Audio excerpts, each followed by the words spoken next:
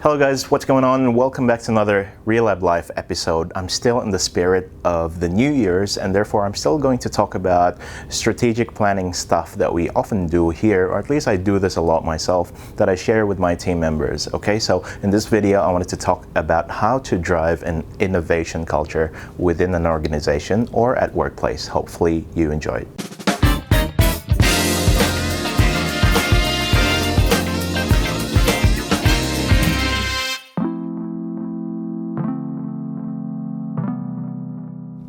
All right, guys, let's talk about the idea at the very top level, how to drive innovation in a workplace or at the company. So one thing that I do a lot at the start of the year is try to project where Relab wants to go, and also how to get there, or the things that we wanted to focus on. So there are a lot of other activities that I do myself and my team members here at Relab, but the one that I wanted to share with you is something new that I've recently discovered, and it's through an article from Accenture, the consulting agency, and through this it kind of helped me build some sort of a high-level structure on how to create an innovative culture within an organization and how to practically get there as well. So I'm always very interested in the practical ideas and how to execute it. Not so much about just the planning, but know exactly how to get there through a set of actions, right? And so I wanted to share with you this chart right here. Essentially, the whole concept is called the Weiss Pivot. The Weiss Pivot means you're pivoting your business or adjusting your business to be as nimble as possible, as flexible as possible, to be able to adapt to the ever fast growing, rapidly changing market demand. So one thing that I've realized, and I'm sure you have realized this too, is in this day and age, the market needs changes so quickly. And businesses are expected to adapt to it as fast as possible. If anything, businesses would struggle to adapt to market needs because it changes so quickly due to technology and lifestyle and the available resources and platforms out there that makes people change, and their behavior would just change so quickly. And so businesses that are failing to adapt on those change will eventually fail as well. And the rate is just really crazy the more I look into it. So one thing that we really like from this idea is the idea of the Weiss Pivot. And what does the Weiss Pivot mean? It starts with understanding your core. So your core is a business. In Relab, with us, the things that we do a lot is agency type of work at this stage, which is, the 80% of our work is really execution, production, that sort of thing. But in the last 1 year, we're doing a lot of consulting and strategy type of work. So 20% of our revenue, I would say, from last year would come from strategy and consulting type of work. And that's probably the part of business that we see as the new and the thing that we could bring more value on rather than just production work.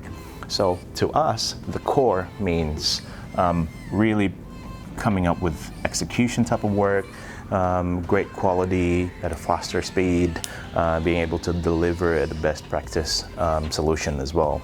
So growing the core in this Weiss Pivot methodology means you're building capacity to be able to invest for change.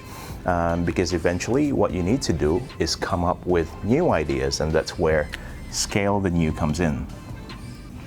So these things will kind of need to work hand in hand for you to be able to scale the new, which means you enable teams to innovate, come up with new ideas, test it, and incubate it.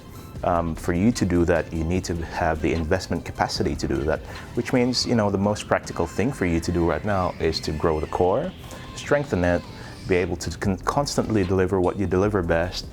So you build investment capacity for you to research, for you to develop new ideas, for you to incubate new things that might bring value in the future.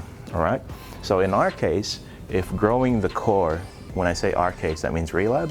When we say growing the core and strengthening the core, that's really strengthening our agency capacity. but also scaling the new, which is coming up with strategy type of products. And if you've been following our channels, we do a lot of design sprints that kind of falls into scaling the new, because it's although design sprint involves a little bit of execution, the prototyping side of things, but I'd say 90% of it is design thinking, and it is about researching, discovering ideas, and testing it, and validating whether it's right for the market. So products like that would be part of our new type of focus as a business. That eventually, we hope that the new stuff will take up 80% of our revenue and sales, and the 20% stuff ends up being what used to be our main thing, which was the agency thing. Okay. So another important step in here is transform the core. So transform the core, let me just move to the side. Transform the core means you're seeking and creating synergies between the old and the new. So when you come up with new ideas, new products, new business models, for example, it won't be very practical, and it won't have a clear purpose from a business sense if it has no value to the market. All right. So the fastest hack and the most efficient thing to do if you have a new product is try to link it with the current market, and that's where your new has to go to has to be able to be connected to what the current market wants or needs. All right, so therefore, you're just not blindly coming up with new products or new business ideas just because of the way you see things or how idealistic you are, but really because you see there's a need and there's an opportunity to link it back to the traditional market. And that's where scaling the new and growing the core has something to do with each other. And then that cycle just carries on over and over again. So this is a view from a very top level. If you manage to understand what you're really good at, continue doing the best out of it, but also recognizing opportunity on the new market, the upcoming market, the new trends that are coming up, that allows you to come up with new ideas on how to tackle that and test it.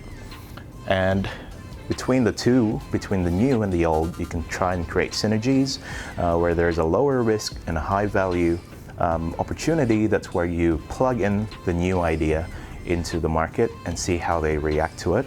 And therefore, what is your current new might end up being the old in the next, probably won't even be 5 years, probably in the next 2 or 3 years, it has become old already, just because things change so quickly. All right, so I won't get into any more further details, but at its top level, I think it is very important to do kind of like a deep dive thinking exercise with your team members, or if you work with partners or other freelancers that works with you a lot.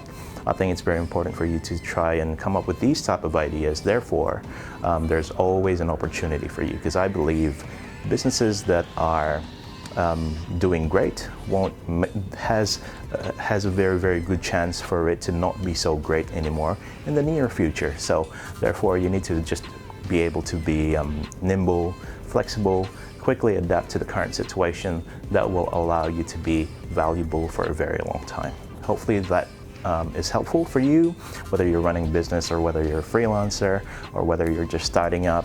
I think this mindset is very, very important. Okay, thanks guys, and Happy New Year once again, and hopefully it's going to be a good one for you this year. Cheers.